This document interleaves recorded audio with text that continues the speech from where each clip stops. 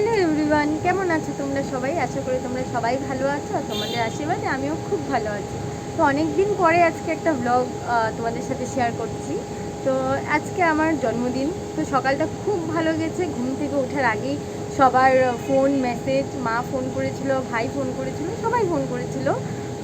তো সুন্দর সুন্দর উইশ, এত আশীর্বাদে আমার সকালটা আজকে হলো। তো ভাবলাম যে না, তোমাদের সাথে একটু শেয়ার করি আজকে সারাটা দিন কী করব না করব। আর সেমন কিছু আমার কোনো প্ল্যানিংই নেই, তেমন কিছু প্ল্যানিং করিও নাই আজকে। নর্মালি যেরকম সব দিন যায় ওরকমই আর কি। তো বার্থডে বলে কথা, আর ইচ্ছে করছিল কয়দিন ধরেই একটা ব্লগ দিব, কারণ দেওয়া হয়ে উঠেই না আমার ব্লগ তেমন তেমন আর কি।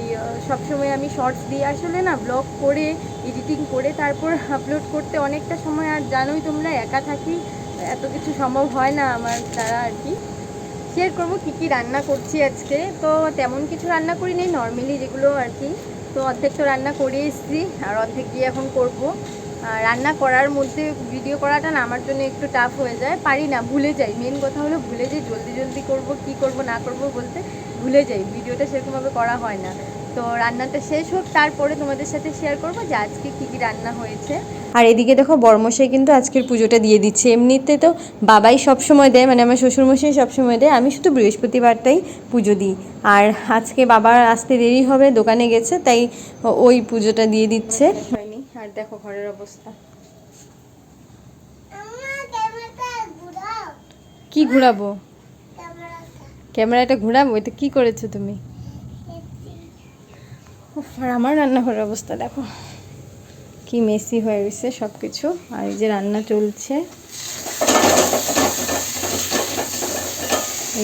চলছে, পরে দেখাবো যে কি রান্না হচ্ছে। তো দেখো আজকে আমি কি কি রান্না করেছি ফুলকপি আলু ভাজা।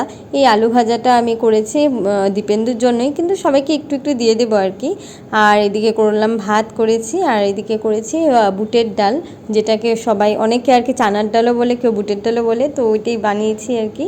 আর এদিকে করেছিলাম সিম পাতুরি করেছিলাম, আর করেছিলাম মাশরুম। তো এই যে সিম পাতুরিটা করেছি, খুব হালকা হালকা আমি মশলা দিয়ে এটা করেছি। আর করেছিলাম মাশরুমটা না আমি খেতে একদমই পছন্দ করি না, আমার ভালো লাগে না, কিন্তু ও খুব ভালোবাসে মাশরুম।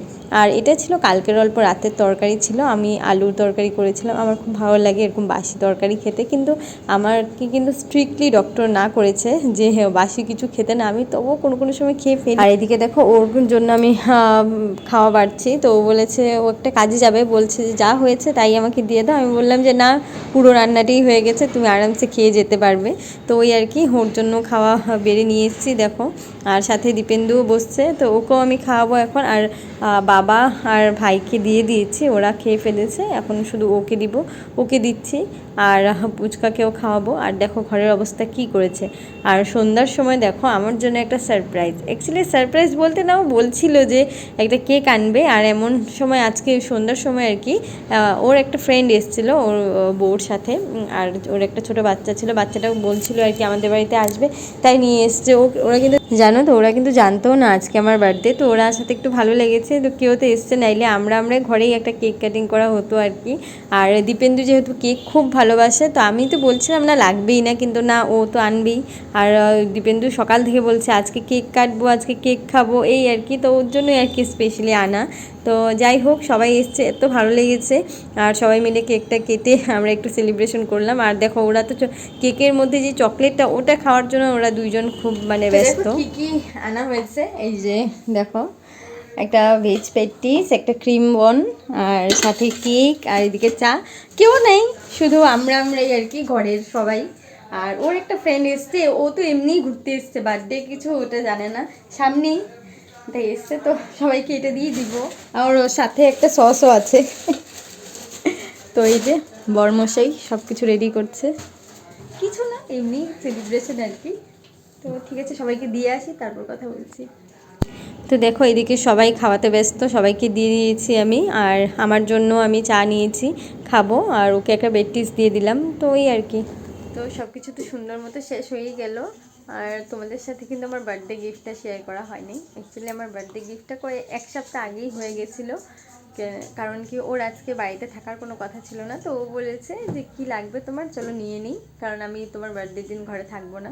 তো আমার বার্থডে গিফটটা হলো এই যে এইটা। হ্যাঁ, এইটা হলো আমার বার্থডে গিফট। হ্যাঁ, এইটা তো দেখে বুঝতে পারছো, এটা হলো একটা কানের, যেটা আমি যে অলরেডি পরে রেখেছি। তো অনেক লাইট ওয়েটের মধ্যে। দেখো তোমাদেরকে বোঝাতে পারছি কি না, দেখো তো ভালো করে। তো খুব ভালো লেগেছে আমার এই কানের টপগুলো না, আমি সেরকমভাবে পরতে পারি না, তো এরকম রিং আমার খুব ভালো লাগে। তো আমার বার্থডে গিফটটা কেমন হয়েছে অবশ্যই তোমরা কমেন্ট করে জানাবে। আর ভিডিওটা যদি ভালো লাগে please please please like, comment and সাবস্ক্রাইবটা করে দেবে আমার চ্যানেলটাকে। তো আজকের জন্য এইটুকুই, আশা করি আরেকটা নতুন ভিডিও নিয়ে তোমাদের সাথে জলদি দেখা হবে। তো আজকের জন্য টাটা, গুড নাইট।